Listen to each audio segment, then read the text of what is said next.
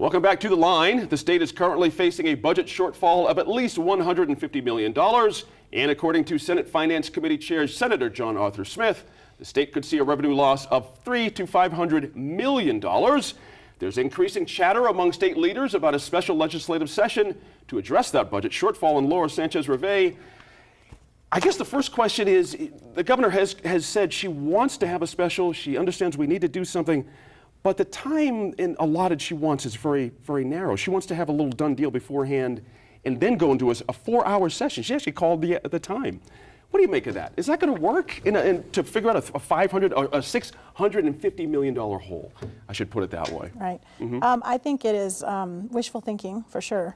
I mean, of course, she's the governor, so you have to have some kind of plan. At least she has a goal in mind, sure, which is good. But I think even in a year, from what I've seen, in a year where there's a lot more goodwill built up among the different branches, among the governor and the legislature, as well as between parties, I think having a special session that's agreed to, a budget resolution that's agreed to before you go on is unusual. Right. In a situation like this where you don't have as much goodwill that's been built up over the last few sessions, and there's been so much infighting across the aisle as well as across the different branches, I just think that's really going to be difficult, if not impossible, to do. Right. I would be surprised, but I'd be happy if I were surprised in that way, because I do think that it's a very serious situation that needs to be addressed. I mean, to have a $6 billion budget where you have potentially $500,000 worth of, $500 million of revenue projections that are potentially less than what they expected.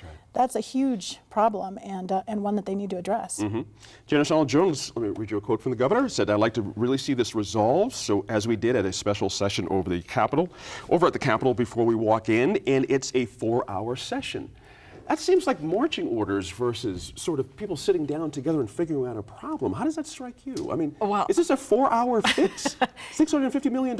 Even if it happened that way, it won't be 4 hours. Okay. But we are a republic. We have representatives, and the people deserve to be included here. And so for me, I mean, I think that's very presumptuous. The legislature is going to decide this.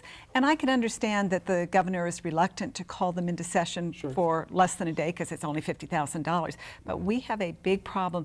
We have reserves that are almost down to zero. This is a very serious problem.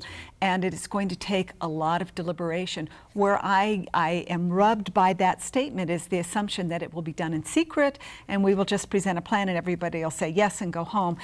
And we don't have very many places to go. We have a revenue shortfall. We are not generating enough money. Thank you. And the LFC can very easily make sure, you don't have to let the public talk, but people need to hear whether or not, as a representative, are you simply focused on what can I take from my community and ignoring the entire state? Are you only focused on the state and ignoring your community?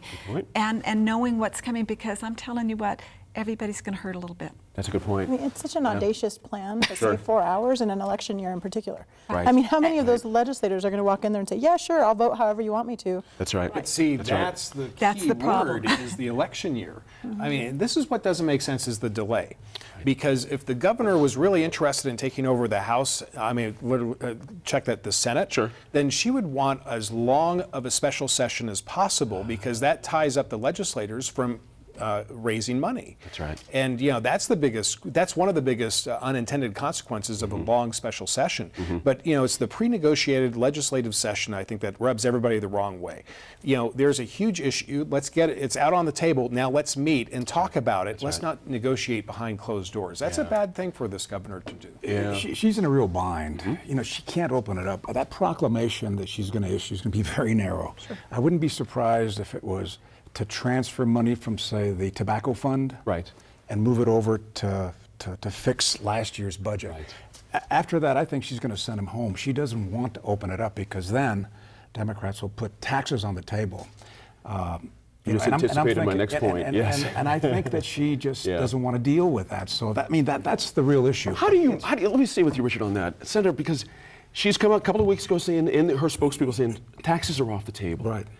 And if we're at 650 and counting, by the way, meaning they're going to have another budget forecast at the end of this month, I wouldn't be surprised if it's 750 in projections we're not going to get to.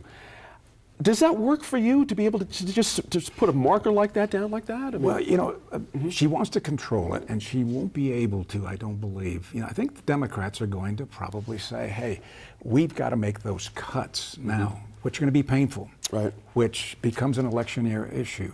We've got to raise taxes, because even some Republicans are talking about it. So she's in a real bind. It's a big hole. This is probably the biggest hole we've had since 1983. I was in the public schools then, and we had to return money back to the state. That's how bad it was. No kidding. And we may be in that same situation. And of course, you know, you can blame anybody for it, but Sure. it's on her watch, you Sure. know.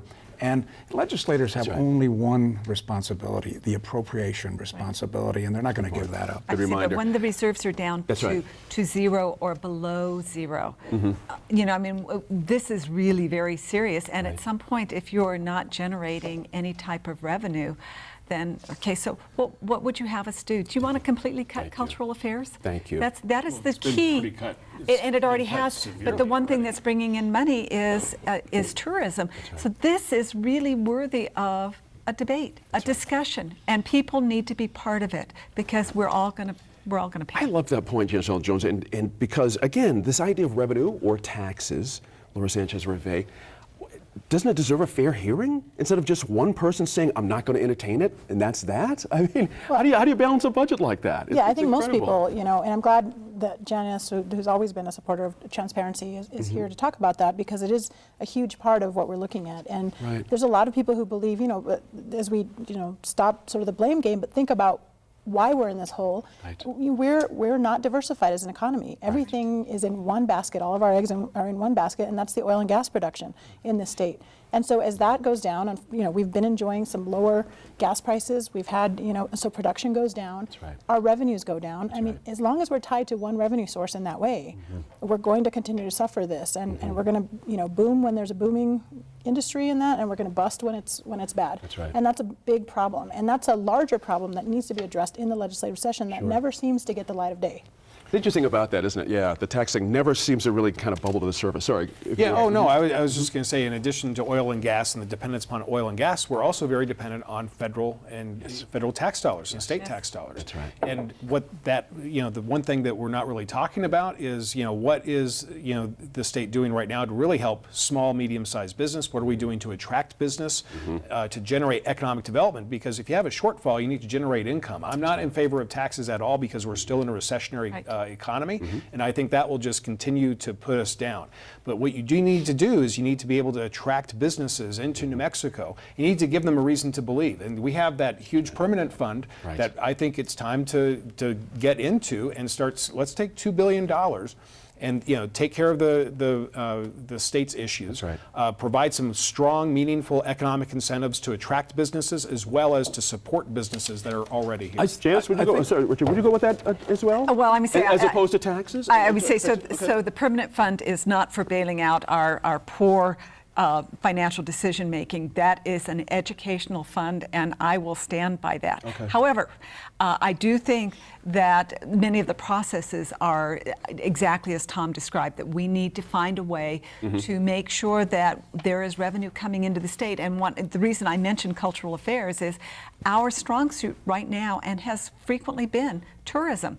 Would I entertain using any other kinds of funds to do that? Because I don't want to raise taxes, although I will go back and say one of the key things that really hurt us was when we took the tax off of food. It really destabilized the entire system, and lots of stuff on that one, and Sure. the senator can speak to Sure. that too. Tom, were you talking Regrettably, we're about going the to have to hold it permanent there, guys. fund? He because wasn't There's going to be about- taxes he was talking in about the January. permanent You fund. watch. I would agree with you. Either that or massive cuts, but there's going to be taxes or cuts. I think it's going to be on the table a lot more vigorously than we might, think at this point in the summer. Now, when we come back to the line, we'll talk about unspent money allocated for water improvement projects across the state.